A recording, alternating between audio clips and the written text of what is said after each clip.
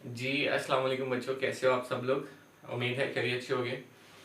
तो बच्चों हम लोगों ने लास्ट लेक्चर साइंस में डिस्कस किया था। 6 क्लास की साइंस के लास्ट लेक्चर में हम लोगों ने डिस्कस किया था माइक्रोस्कोप के बारे में कि माइक्रोस्कोप क्या होती है, इसकी वर्किंग कैसे होती है, इसके कंपोनेंट्स कौन कौन से होते हैं और इसकी कैपेसिटी को हमने डिस्कस किया था।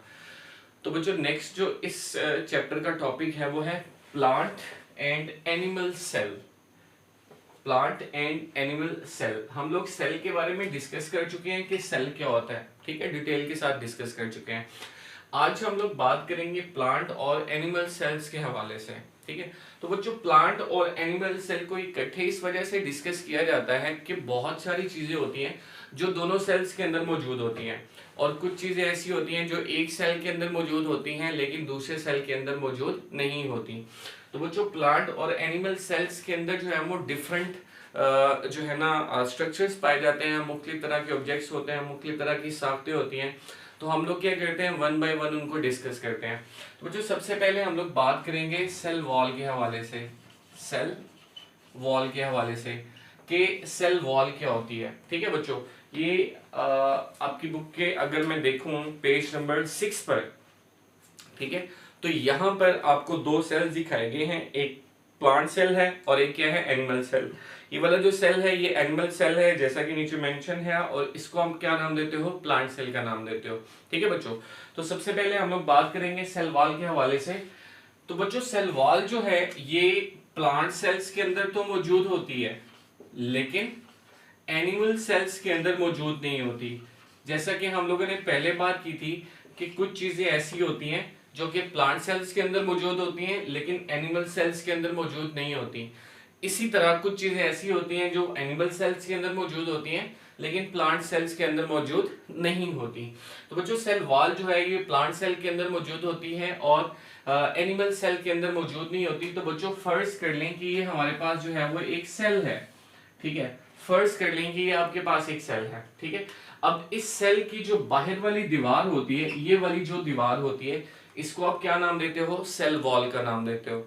अब इसका काम क्या होता है, ये बेसिकली सेल को हिफाजत प्रोवाइड करती है। हिफाजत प्रोवाइड करने के अलावा ये सेल को शेप भी प्रोवाइड करती है, ठीक है। सेल को शेप भी प्रोवाइड करती है। शेप किस तरह से प्रोवाइड करती है, because it is made from a hard material which is known as cellulose, ठीक है। एक हार्ड मटेरियल होता है जिसको आप सेलुलोज का नाम देते हो, ठीक है। उसकी मदद से ये सेल वॉल बनाई जाती है जिसकी वजह से ये एक सेल को क्या प्रोवाइड करती है, शेप प्रोवाइड करती है, ठीक है बच्चों। और ये प्लांट सेल के अंदर तो मौजूद होती है लेकिन एनिमल सेल के अंदर मौजूद नहीं होती। बाकी जितने भी स्ट्रक्चर्स होते हैं, जितनी भी साख्तें होती हैं या जितने भी ऑब्जेक्ट्स होते हैं वो सारे के सारे सेल वॉल की इनर साइड पर मौजूद होते हैं, ठीक है बच्चों। ये थी हमारे पास सेल वॉल।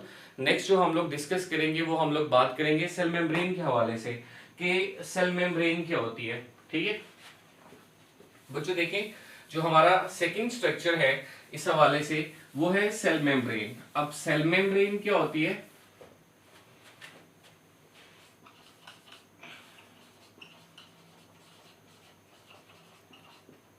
Cell membrane. अच्छा हम लोगों ने बात की थी कि सबसे जो आउटर मोस्ट वॉल होती है उसको आप सेल वॉल का नाम देते हो, लेकिन बच्चों जब हम लोग प्लांट सेल की बात करते हैं तो सेल वॉल की जो इनर साइड है उसके अंदर एक और दीवार मौजूद होती है और उस दीवार को आप क्या नाम देते हो, सेल मेम्ब्रेन का नाम देते हो। मेम्ब्रेन का मतलब क्या होता है, एक झिल्ली। झिल्ली मतलब एक पर्दा, ठीक है ना। इसको आप क्या नाम देते हो, जैसे आपको एग्जांपल देता हूं। देखिए बच्चों आपके पास एक एग है, आप एक एग लें, उसके ऊपर से उसका छिलका उतार दें।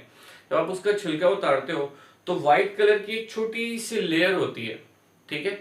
और वो जो लेयर होती है, जो आउटर लेयर होती है, जो सख्त छिलका होता है व्हाइट कलर का, उसको आप सेल वॉल का नाम देते हो। और उसके अंदर जो बारीक सी लेयर होती है व्हाइट कलर की, उसको आप क्या नाम देते हो, सेल मेम्ब्रेन का। और सेल मेम्ब्रेन जो है वो हमेशा सेल वॉल की इनर साइड पर मौजूद होती है, ठीक है बच्चों।